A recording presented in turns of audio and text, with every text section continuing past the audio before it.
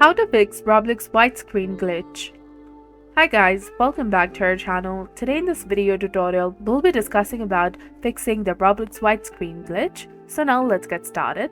First of all, you need to find the Roblox player on your device, right click on it, and then click on the Properties tab.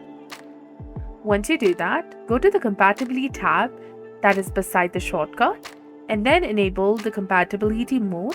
Check the box labeled as Run this program in compatibility mode and select Windows 8.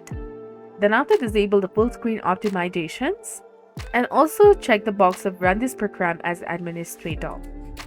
After that, click on Apply and then click on OK to save the changes.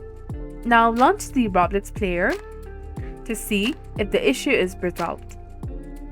You can also try opening the graphics settings. Open your computer search bar and then type in graphics settings.